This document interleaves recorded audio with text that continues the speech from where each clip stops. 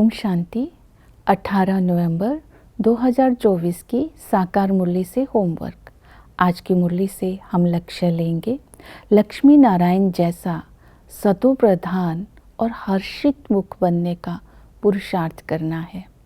इसके लिए आज हम स्वमान लेंगे, मैं सरब का प्यारा फरिश्ता हूँ। प्यार के सागर में समाकर स्वयं को प्यार स्वरूप बनाना है, बाप समान रहम दिल बनाना है।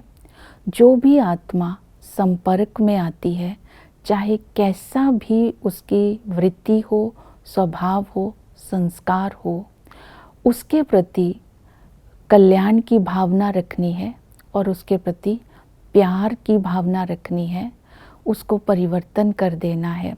तो मैं सरब का प्यारा बन जाऊंगा। तो जो आत्मा सरब की प्यारी होती है वही फरिश्ता कहलाती है। तो मैं सरब का प्यारा फरिश्ता हूँ।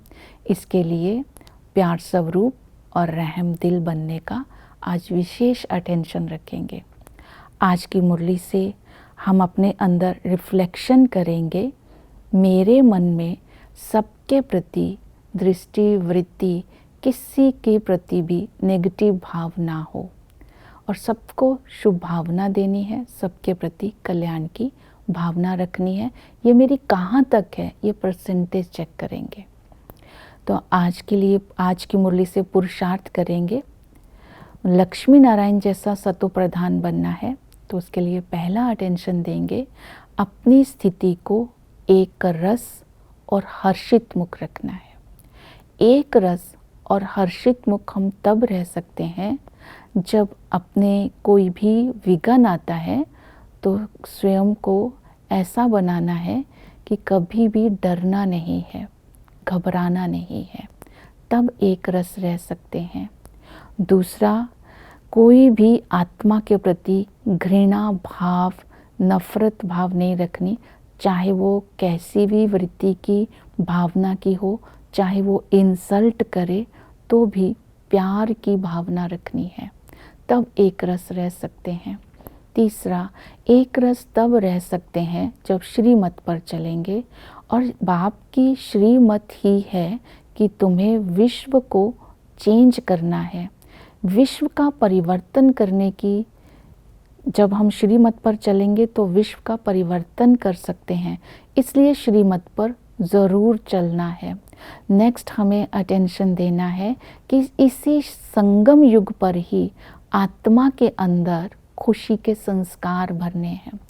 अभी हम हर्षित रहेंगे, अभी हम खुश रहेंगे तो भविष्य में भी खुश रहेंगे। इसी संगम पर अपने अंदर दैवी गुण के संस्कार भरने हैं, क्योंकि भविष्य में हमने देवता बनना है। तो इस तरह लक्ष्य को स्मृति में रखना है। हमें लक्ष्मी नारायण जैसा विश्व का मालिक बनना है।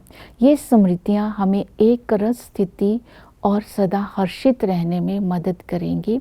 और ये धारणा बुद्धि में रखनी है, कोई भी उल्टा सुल्टा बोल नहीं बोलना है। बाप अभी सम्मुख आए हैं हमें पावन बनाने के लिए, तो पावन ज़रूर बनना है, नहीं तो भविष्य में हमारा जो रिज़ल्ट होगा तो हमें वो फील होगा हमारा पद क्या है। और फिर बाबा ने कहा कि ये स्मृति में रखना है कि हम ब्राह्मण एक बाप के बच्चे हैं, तो आत्मा भाई भाई है। ये बेहद की बात भी बुद्धि में रहे तो पवित्रता की जितनी धारणा होगी उतना ही हम श्रीमत पर चल सकेंगे, हमारी स्थिति एक रस रहेगी और हम सदा ही हर्षित रहेंगे। तो इस तरह इसको सतो प्रधान बनने के लिए ये बातें आज बुद्धि में याद रहे। दूसरा है, सतो प्रधान तब बनेंगे जब हम नॉलेजफुल बन कर के सारा दिन रहेंगे, क्योंकि बाबा ने हमें ये नॉलेज दी है कि ये दुनिया में जो ड्रामा चल रहा है ये भूल भुलैया का खेल है, दुर्गति सदगति का खेल है। और तुम्हें बाबा ने कहा तुम ही ऊंच चढ़ते हो और तुम ही सीढ़ी नीचे उतरते हो। इसलिए इस नॉलेज को जब हम बुद्धि में रखते हैं तो स्मृति में आता है ये संगम युग है अब चढ़ने का। आदि में हम आत्माएं ही डीटी वर्ल्ड में थी, हम आत्माएं महान आत्माएं थी और लक्ष्मी नारायण का राज्य था, हम राइटियस थे, हम पूज्य थे।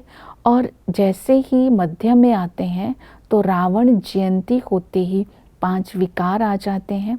5 विकारों के कारण हम सीढ़ी नीचे ही उतरते आते हैं, अनराइटियस बन जाते हैं, डेविल वर्ल्ड कहलाता है। तो जैसे ही पुजारी बनते हैं तो अंत में बाप आकर के हमें नई दुनिया और पुरानी दुनिया का राज समझाते हैं और लक्ष्मी नारायण जैसा विश्व का मालिक बनने का पुरुषार्थ कराते हैं। फिर याद की यात्रा पर अटेंशन देना है कि याद की यात्रा में रह करके ही हम पावन बनते हैं। ये हमारी याद अजपा जाप होनी चाहिए, लेकिन हमें माला का सिमरन नहीं करना है और मुख से राम राम नहीं बोलना है। तो इस याद के लिए बाबा ने अटेंशन दिलवाया, मन मना भव मध्य जीव भव। मन मना भव बाप बोलते हैं, मध्य जीव टीचर बोलते हैं। जब मन मना भव होंगे तो हम संपूर्ण निर्विकारी बनेंगे, और मध्य जीव जब हम पढ़ाई को जीवन में धारण करेंगे तो फिर विष्णु जैसा बनेंगे। दोनों ही ज़रूरी है। तो बाप को भी याद करना है और घर को भी याद करना है, राजाई को भी याद करना है। घर को याद इसलिए करना है क्योंकि पावन बने बिना हम अपने घर में नहीं जा सकते हैं, इससे पवित्र ज़रूर बनना है। वर्षे को याद करना है कि हमें लक्ष्मी नारायण जैसा विश्व का मालिक बनना है। जब हम ऐसे लक्ष्य को स्मृति में रखेंगे तो हमारी सारी मनोकामनाएं पूर्ण हो जाएंगी, दैवी गुण धारण हो जाएंगे और हम माया पर जीत प्राप्त कर लेंगे। और इसी तरह जब मन मना भव बोलते हैं तो संबंधों से बाबा को याद करना है। बाबा हमें विश्व की मालिक बने का वर्षा देते हैं, टीचर बनकर के ऐसी पढ़ाई पढ़ाते हैं जिस पढ़ाई को पढ़ने से हम भविष्य में ऊंच पद प्राप्त करते हैं। इस पढ़ाई में आशीर्वाद नहीं होती है, जैसी पढ़ाई होगी उसके अकॉर्डिंगली भविष्य का वर्षा मिलता है। तो बाबा ने कहा ये नई दुनिया की पढ़ाई है और सृष्टि चक्र का नॉलेज देते हैं। बाबा हमें इस पढ़ाई में हमारे अपना भी परिचय देते हैं, चक्र का परिचय भी देते हैं, और सतगुरु हमें इस छीछी दुनिया से वापस ले जाते हैं। तो सब दुखों से हमें छुड़ा देते हैं, इसलिए उनको दुख हरता सुख करता भी बोलते हैं, मुक्ति जीवन मुक्ति देते हैं।